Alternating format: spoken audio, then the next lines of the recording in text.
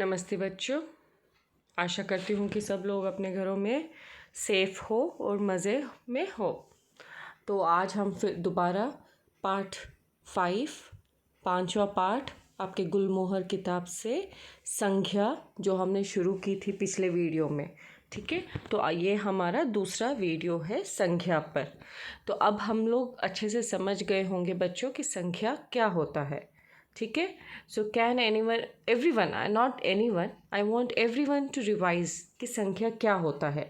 Once again please recall जो कुछ भी मैंने पिछले वीडियो में बोला था बच्चों, whatever I have told in the last video, please recall the things. Okay, let's do little revision about what we had studied in the previous video. जो कुछ भी हमने पहले वाले वीडियो में संख्या के बारे में सीखा था, आज थोड़ा सा उसका रिकैप करके फिर हम आगे भाववाचक संख्या की ओर बढ़ते हैं, ठीक है बच्चों। So are you all ready? Keep your books open whenever you are seeing a video. Please keep your books open for your better understanding. So संख्या बच्चों, संख्या का परिभाषा क्या है? What do you mean by noun? देखिए, जिस शब्द से किसी व्यक्ति यानी प्राणी, कोई भी प्राणी हो सकता है वो, ठीक है, स्थान, वस्तु या मन के भाव का बोध होता है, उसे संख्या कहते हैं। In English what we name it as, we know that संख्या is nothing but naming words, nouns, है ना। जिसे मैंने बोला था इट इज़, संख्या है क्या? वो शब्द जो पार्ट्स ऑफ नाउन में जो फर्स्ट टॉपिक होता है शब्द भेद का, पहला पार्ट है संख्या, और वो पार्ट्स ऑफ स्पीच का for the first topic is noun in English. Okay, so अब नाउन की परिभाषा, what do you understand by noun? Noun is nothing but a naming word, because we all know that इस दुनिया में जितने भी लोग हैं, जितनी भी वस्तुएं हैं, जितनी भी चीज़ें हैं इर्द गिर्द हम देखते हैं, whatever we see surrounding us, और how many our people we come across, each and every thing और अ पर्सन, एनीथिंग लिविंग और non living has a name, ठीक है। हर एक चीज़ का अपना अपना नाम होता है जिसे हम उनके नाम से या उसके नाम से हम उन्हें संबोधित करते हैं, ठीक है। सो संख्या की परिभाषा ये है कि जिस शब्द से, from whatever word we come to know that it is a name of a person, name of a thing, name of a place, और it shows about some feelings. भाव का बोध कराना, यानी जिससे हमें पता चलता है वी कैन नॉट टच, ठीक है, वी कैन ओनली फील, भाव का बोध कराना through which looking at the thing you can feel it, तो उसे ही हम संख्या का नाम देते हैं, ठीक है बच्चों। Please understand what is a संख्या और यार what is a noun properly. अब आते हैं संख्या के भेद की ओर। टू रिकॉल, संख्या के कितने भेद होते हैं बच्चों? पिछले वीडियो में हमने बहुत अच्छे तरीके से सीखा था। यस, संख्या के 3 विभिन्न रूप है। There are 3 different types of nouns. What are all they? पहला है हमारा व्यक्तिवाचक संख्या। व्यक्तिवाचक संख्या को हम इंग्लिश में क्या कहते हैं? Proper noun. दूसरा है जातिवाचक संख्या। क्या है? जातिवाचक संख्या, जिसे हम कॉमन नाउन कहते हैं इंग्लिश में, ठीक है। And the third one which we are going to learn today is भाववाचक संख्या, जिसे हम इंग्लिश में एब्स्ट्रैक्ट नाउन कहते हैं। सो all clear children? There are 3 types of nouns. In Hindi also there are 3 types, the same thing. The names are व्यक्तिवाचक, जातिवाचक और भाववाचक, ठीक है बच्चों। तो आगे की ओर बढ़ते हैं। टू रिकैप विद कि व्यक्तिवाचक क्या होता है। वी ऑल स्टडीड व्यक्तिवाचक क्या है, एज वी ऑल नो, पता है हमें कि ये होता है प्रॉपर नाउन। तो let us see what is the definition of व्यक्तिवाचक। क्या है? किसी विशेष व्यक्ति, वस्तु या स्थान के नाम का बोध कराने वाले शब्द को व्यक्तिवाचक संख्या कहते हैं। The words given to a special, I am using here the word special children, ठीक है, क्योंकि हर एक वस्तु का एक स्पेशल नेम होता है। I am not talking about any जाति, ठीक है, जिसे हम पर्टिकुलरली नाम से बुलाते हैं उन्हें हम स्पेशल नेम्स कहते हैं, ठीक है। तो उन्हीं शब्दों को हम व्यक्तिवाचक संख्या के अंडर में लाते हैं। सो किसी विशेष व्यक्ति यानी any special name of a person, thing और अ प्लेस के नाम का बोध कराने वाले शब्दों को हम व्यक्तिवाचक संख्या कहते हैं। So whichever has a special name, may be it is a name of a person, may be it is a name of a place और a thing, whichever shows the special names that all comes under proper noun. ठीक है, ये है proper noun यानी व्यक्तिवाचक संख्या की परिभाषा। Now let us see, we all saw that all this नदियों के नाम के अंडर में जो स्पेशल नेम्स है, यमुना, गोमती, नर्मदा, तो ये सब हमने पढ़ा था। I don't want to go again, but ये सब आपको देखना है कि नदियों के नाम कौन से हैं, देशों के नाम, त्योहारों के नाम यानी नेम ऑफ द फेस्टिवल्स, खेलों के नाम यानी नेम ऑफ द स्पोर्ट्स, इमारतों के नाम यानी नेम ऑफ द मॉन्यूमेंट्स, व्यक्तियों के नाम यानी एनी स्पेशल पर्सन्स। ठीक है, सो दिनों व महीनों के नाम यानी particularly days of the week और days of months of the year. तो ये सब जो है main special name comes under proper noun, व्यक्तिवाचक संख्या। तो आइए अब दूसरा टॉपिक है जातिवाचक संख्या, जिसकी परिभाषा क्या है बच्चों? जो संख्या शब्द किसी प्राणी, वस्तु या स्थान की संपूर्ण जाति का बोध कराते हैं वे जातिवाचक संख्या कहलाते हैं। संपूर्ण जाति यानी अबाउट द होल, उनके पर्टिकुलर उनकी जाति के बारे में बोध कराता है। जैसे मैं अगर बोलूँ पंखा है, उस दिन भी हमने बात किया था, है ना, मोबाइल फ़ोन्स है, ड्रेसेस है, कपड़ों की दुकानें हैं, कपड़ों में भी बहुत सारे के आते हैं। तो ऐसे कई जगह है, जानवर है, बच्चा है, तो जो है जो पूरे जाति का बोध कराता है उन शब्दों को commonly called boy, girl. No boy means सारे वो लड़के आ जाते हैं उसके अंडर में, गर्ल यानी जो जितनी भी स्पेशल लड़कियाँ, बहुत सारी लड़कियाँ आ जाती है until you give the special name. तो ऐसे जो कॉमन है, कॉमन नाउन के बारे में बोध कराता है, it is a common noun यानी जो कॉमनली स्पोकन वर्ड्स। तो this is the definition of a common noun. So अगला टॉपिक है बच्चों आज भाववाचक संख्या। The third topic of the noun category is भाववाचक संख्या, जिसे हम क्या कहते हैं? Abstract noun in English. What do we say? Abstract noun. Does anyone of you know, children? You all might have come across, you might have at least heard about it in your previous classes, है ना? तो यहाँ पे देखो दो चित्र नज़र आ रहा है। अभी मैं बिना पढ़े मैं देख सकती हूँ कि एक लड़का इधर एक फूल को हाथ में लिए सूंघ रहा है, यानी उसका smell, he is trying to feel the smell, है ना। अब दूसरा लड़का चित्र में क्या कर रहा है? वो कुछ खा रहा है। क्या खा रहा है? मेरे को आम दिख रहा है ना, तो वो अच्छे से खुशी से आम खा रहा है ना। तो मेरे को जो दिख रहा है मैंने ये बताया। आइए जानते हैं क्या है ये।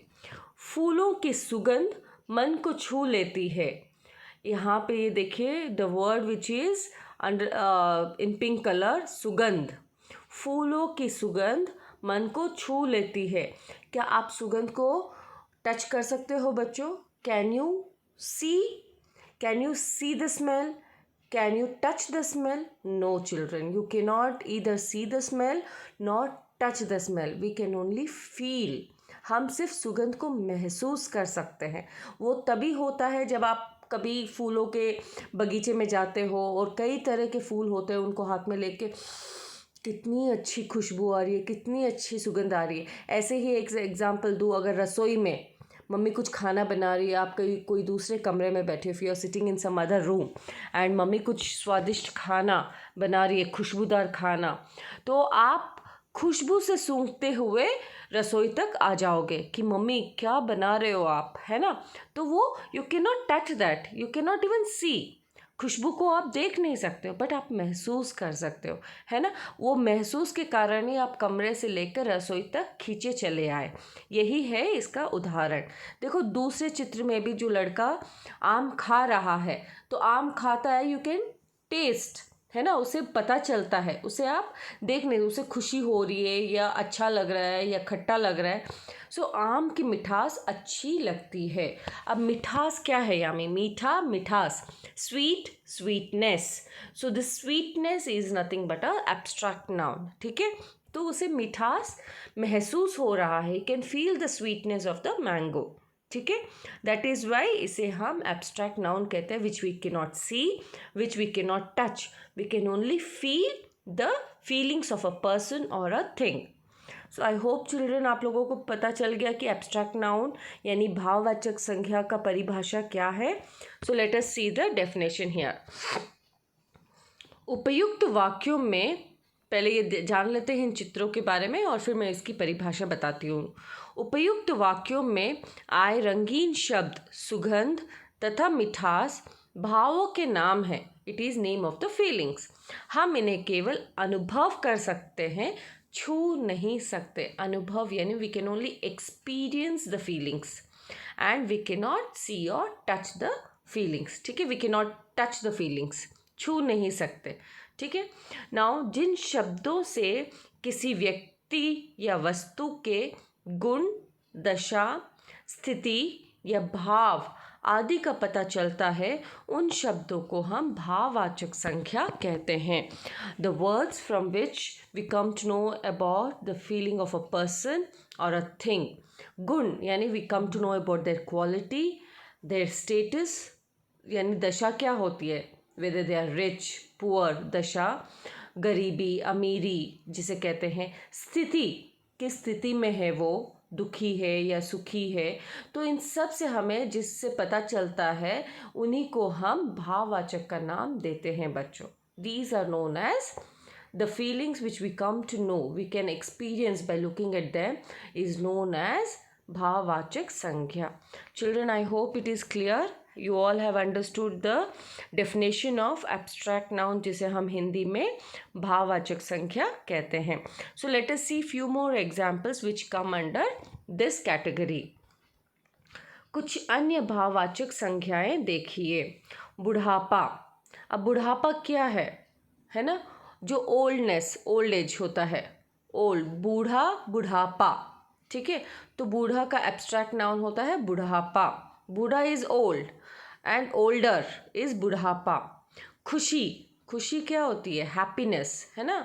तो हैप्पी, जो ये सब महसूस कर सकते। दर्द, आपको दर्द महसूस होता है ना, तो आप उसे महसूस कर सकते हो।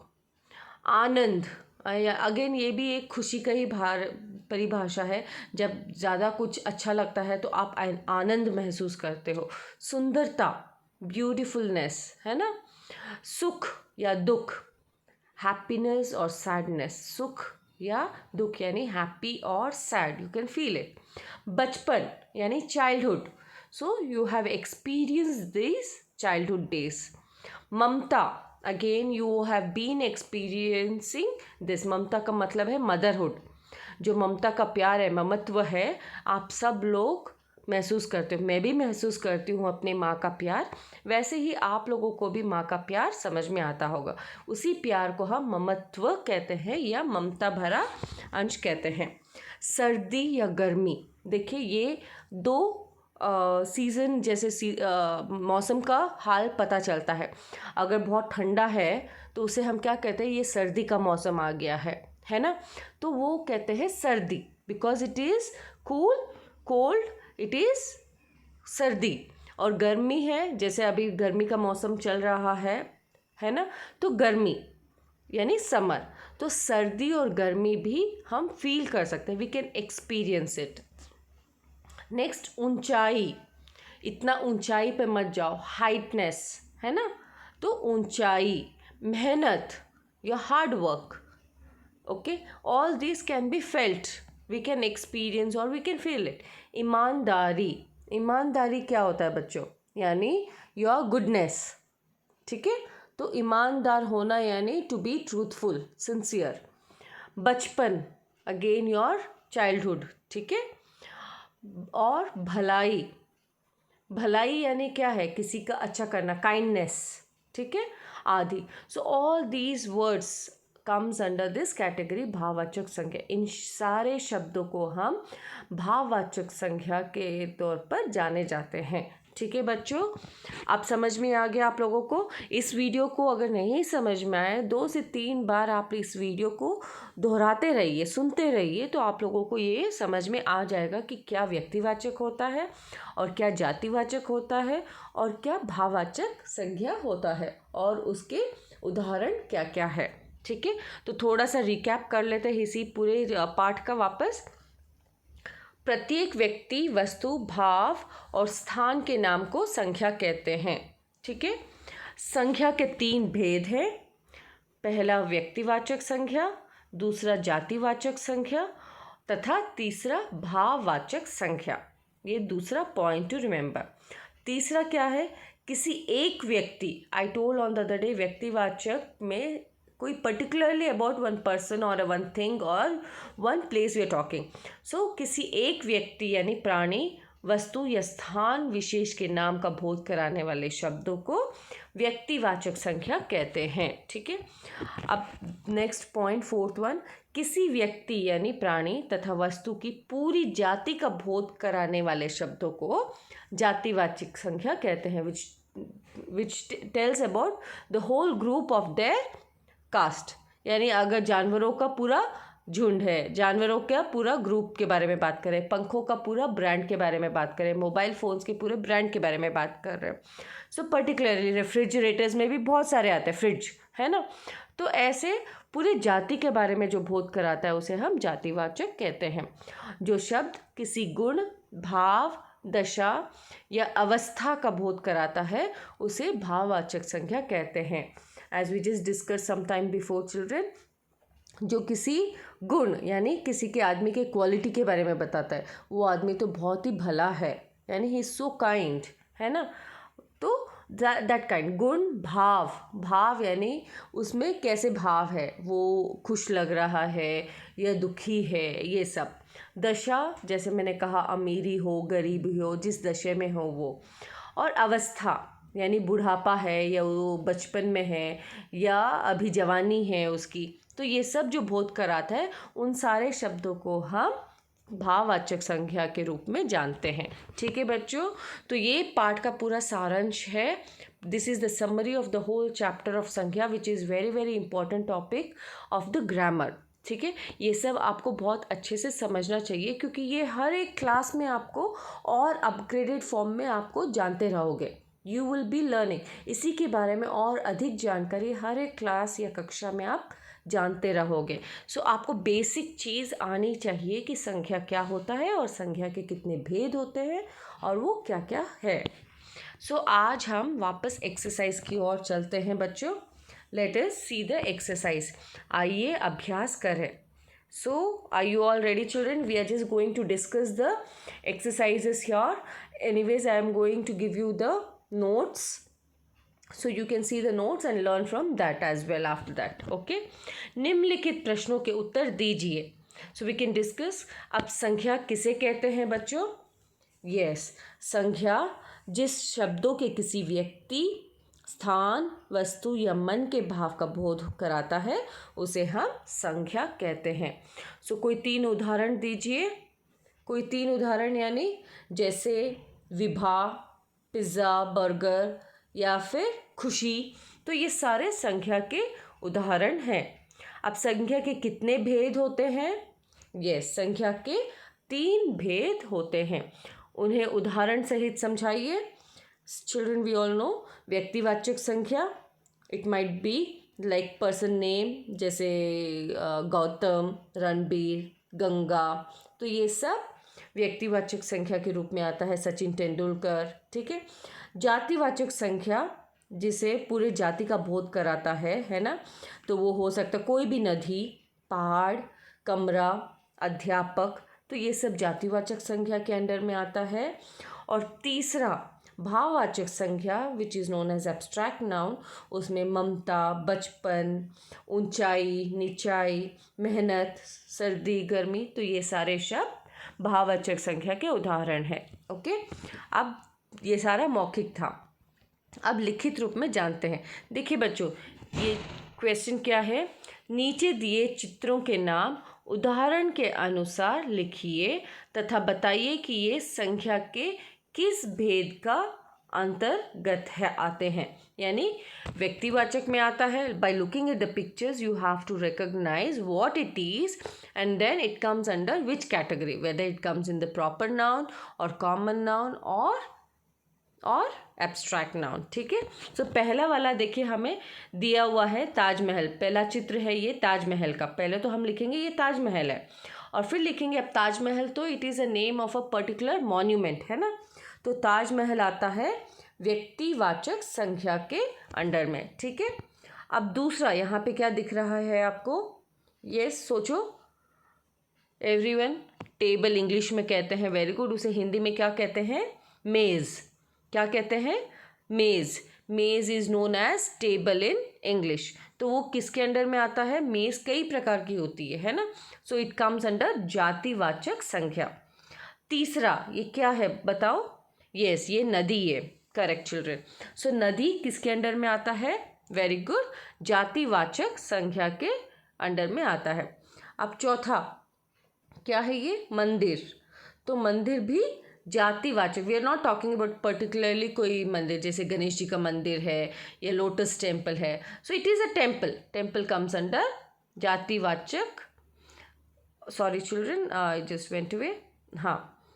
तो ये मंदिर भी जातिवाचक संख्या के अंडर में आता है। अब ये देखो कौन है, गौर से देखो और पहचानो ये कौन है। यस ये मदर टेरेसा है। कौन है, मदर टेरेसा। अब ये I am talking about a particular person, है ना। तो ये कौन है, मदर टेरेसा, जो कि व्यक्तिवाचक संख्या के अंडर में आता है, उन्हीं की कैटेगरी में आता है। And the last one picture, घोड़ा। फिर से घोड़ा एक जाति का नाम है। घोड़े के अंदर में बहुत सारे आते हैं, है ना, का वो नीला घोड़ा, वो काला, और भी पुष्पक है, बहुत सारे घोड़े के जाति है। तो ये घोड़ा भी जातिवाचक संख्या के अंडर में आता है। सो द थर्ड मेन, नीचे दिए वाक्यों में संख्या शब्दों को रेखांकित कीजिए। Underline the nouns in the following. Usually nouns इसी फॉर्म में देते हैं बच्चों, या तो चित्र दे के पहचानो और कैरेक्टराइज, आपको कुछ शब्द दे देंगे और इन्हें व्यक्तिवाचक संख्या के अंडर में लिखो या भाववाचक या जातिवाचक में, या फिर underline the nouns in the following sentences. देखिए this is the important main. पहला सवाल है, प्रश्न है, कमल मेरा भाई है। क्या है यहाँ पे, कमल मेरा भाई है। इसमें से क्या क्या है संख्यावाचक, अंडरलाइन द नाउन्स। यस कमल और भाई, भाई जातिवाचक है और कमल क्या है, यस प्रॉपर नाउन है। हाँ हमें यहाँ पे ये नहीं बोलना है कि क्या कौन सी कैटेगरी में बिलोंग करता है, we just have to underline. तो कमल और भाई इन दोनों को आप अंडरलाइन कर लो। ठीक है, दूसरा, गुलाब एक सुंदर फूल है। गुलाब एक सुंदर फूल है।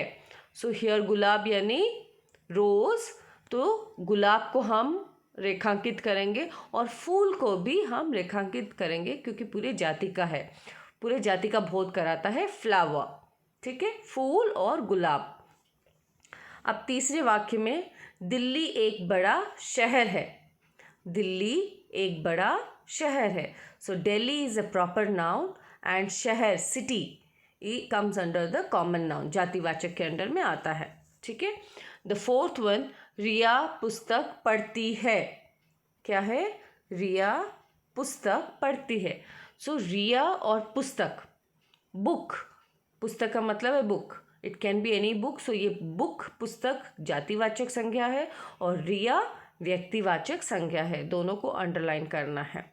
फिफ्थ वन, दुकानदार ने आयुष को बुलाया। दुकानदार ने आयुष को बुलाया, which means that shopkeeper called Ayush. ठीक है, सो शॉपकीपर हियर, दुकानदार जातिवाचक संज्ञा है और आयुष व्यक्तिवाचक संज्ञा है, proper noun. The last one, गाय के 2 सींग होते हैं। सींग मीन्स हॉर्न्स। ठीक है, तो कितने सींग होते हैं, 2 सींग होते हैं। सो हियर गाय और सींग दोनों ही अंडरलाइन करना है बच्चों। ठीक है, I hope you all have understood this main completely. Now let us come to the fourth main. उचित संख्या शब्द भरकर रिक्त स्थानों की पूर्ति कीजिए. Now we can fill any whatever names comes to our mind, naming word. ठीक है. जो मैं तो कुछ उदाहरण दूंगी, आप इसके अलावा अगर कुछ और इसके जगह पे आप लिख सकते हो तो भी कोई दिक्कत नहीं है. पहला वाला क्रिकेट खिलाड़ी है. अब कौन है, यानी हम पर्टिकुलरली क्रिकेट स्पोर्ट के बारे में बात कर रहे हैं, तो उसमें से कोई भी खिलाड़ी का नाम यहाँ पे आप लिख सकते हो. समझ लीजिए विराट कोहली है. ठीक है. तो विराट कोहली क्रिकेट खिलाड़ी है, या सचिन तेंदुलकर क्रिकेट खिलाड़ी है, या MS धोनी क्रिकेट खिलाड़ी है. तो ऐसे आप किसी का भी नाम यहाँ पे लिख सकते हो. ठीक है. Now the second one, Taj Mahal dash में स्थित है. अब यहाँ पे बताइए ताजमहल कहाँ है. ये ताजमहल कहीं और नहीं, ताजमहल सिर्फ आगरा में है. तो यहाँ पे हम आगरा ही लिखेंगे, कुछ और नहीं. ठीक है. ताजमहल आगरा में स्थित है. They have asked the question where is Taj Mahal situated. So Taj Mahal Agra में स्थित है. तीसरा, जंगल में डैश दहाड़ रहा है. अब जंगल में यानी बहुत सारे एनिमल्स रहते हैं, बट कौन दहाड़ता है चिल्ड्रन? शेर. Very good. सो जंगल में शेर दहाड़ रहा है. ठीक है. नेक्स्ट, डैश पढ़ने के काम आती है. पढ़ने के क्या काम आती है? क्या किस चीज़ से हम पढ़ते हैं? हम पेंसिल पेन से तो पढ़ते नहीं हैं. पढ़ाई किससे होती है? किताबों से, है ना. तो पुस्तक पढ़ने के काम आती है. It can be any पुस्तक. You can mention even the name of a book also. But पुस्तक पढ़ने के काम आती है. अब नेक्स्ट, हमें मित्रों से डैश निभानी चाहिए. From friends what you have to obtain, यानी आपको कौन सा रिश्ता निभाना चाहिए मित्रों से? मित्रता, है ना. तो हमें मित्रों से मित्रता निभानी चाहिए. We have to always keep up the friendship with our friends. And the last one children, dash Bharat की राजधानी है. हम सबको पता है, जल्दी सी सोच के बताइए भारत की राजधानी कौन सी है? दिल्ली. सो दिल्ली भारत की राजधानी है. तो समझ में आ गया कैसे लिखना है और क्या लिखना है. Now the fifth main children, निम्नलिखित स्थितियों में आप मन के किस प्रकार के भावों का अनुभव करते हैं. There are few sentences given. According to the sentence you have to say what kind of the feelings comes to your mind. ठीक है. जंगली जानवर सामने आने पर, अगर समझ लो आप कहीं जा रहे हो, रास्ते में जा रहे हो, अचानक से कोई जंगली जानवर, wild animal comes in front of you, तो आप क्या करोगे? नाचोगे वहाँ पे? खुशी मनाओगे? नहीं, आपको डर लगेगा, है ना. आप लोग डर जाओगे. अचानक से अगर शेर आ गया आपके सामने या बाघ आ गया आपके सामने, तो क्या करोगे? हम डर जाएंगे ना. हम हिल भी नहीं सकते वहाँ से, क्योंकि हमें नोच के खा लेगा. सो जंगली जानवर, if an wild animal comes in front of us, the expression what comes to our mind, in our face, on our face is about the fear. डर लगता है हमें. ऐसे ही बाकी मीन्स करेंगे, बाकी वाक्यों को करेंगे.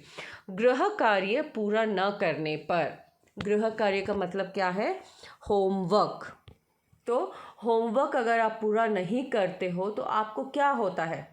या तो डर लग सकता है कि अगले दिन अध्यापिका आपकी डांटेगी, या आपको पछतावा भी हो सकता है. Guilty. You feel guilty of not doing your homework.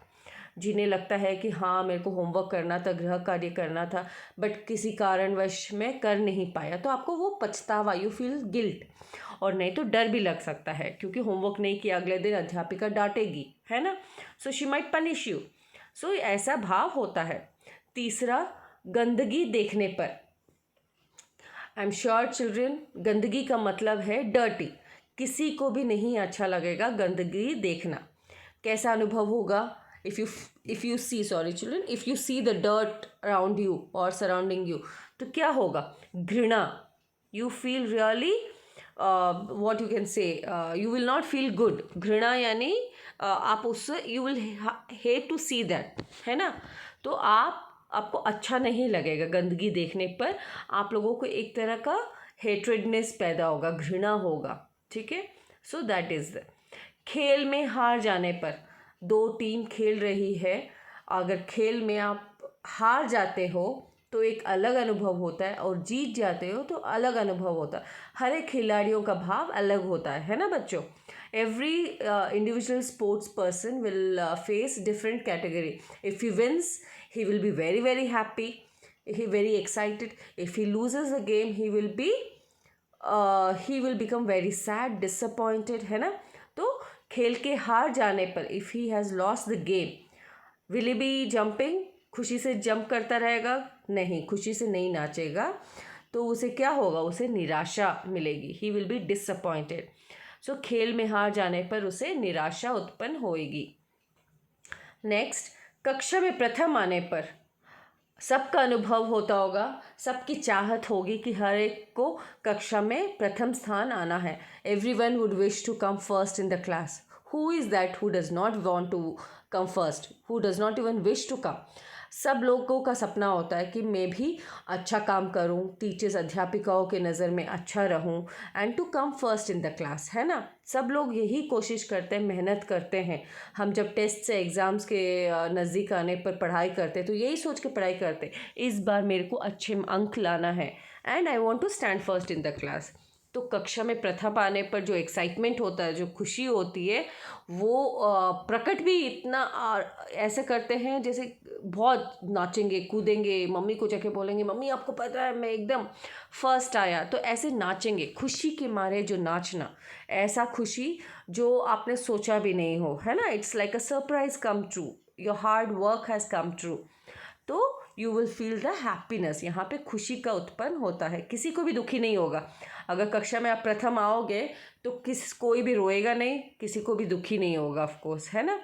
Now the last one, पैर में कांटा चुभ जाने पर, पैर में यानी if any thorn has got inside your leg, ठीक है, तो चुभ गया हो तो आपको कैसा महसूस होगा? क्या आप लोग नाचोगे अगेन खुशी से, है ना? नहीं, कोई भी नहीं नाचेगा। आप दर्द के मारे या तो चिल्लाओगे, दर्द के मारे कराओगे, या कई लोग सहन नहीं कर सकते तो रो भी देते हैं। सो दर्द के मारे कराएंगे, दर्द का महसूस होता है। वी फील द पेन, है ना। सो ये पैर में कांटा चुभने पर क्या होता है? दर्द का एहसास होता है।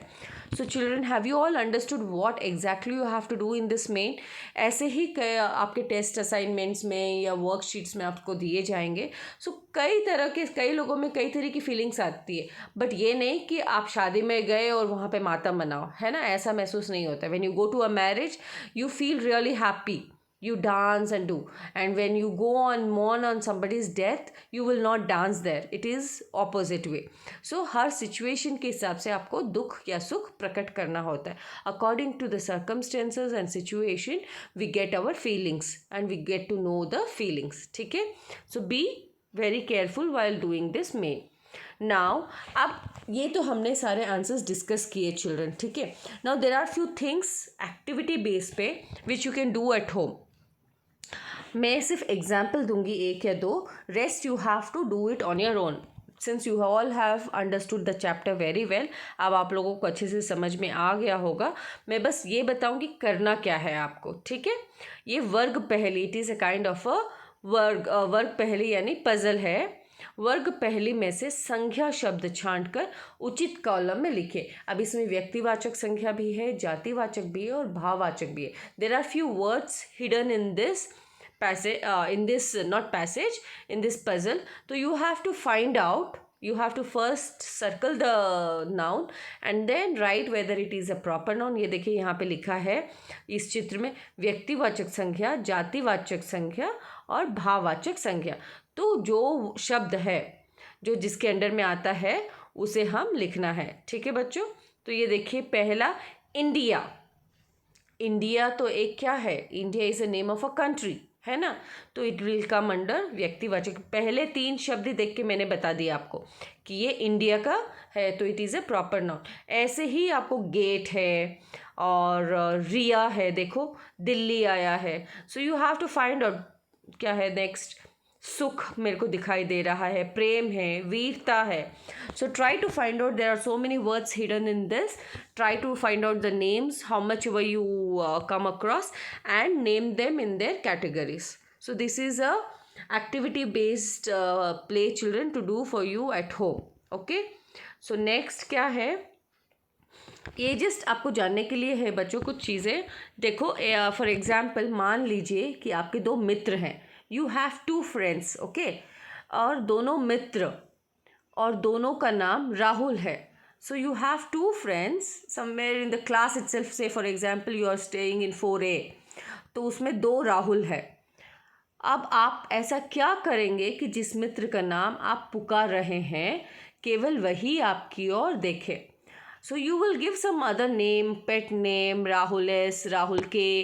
तो कुछ ऐसा क्या करेंगे so that only the person whom you are calling will recognize. Think about it and let me know your thing in the comment box also. You can know. ठीक है.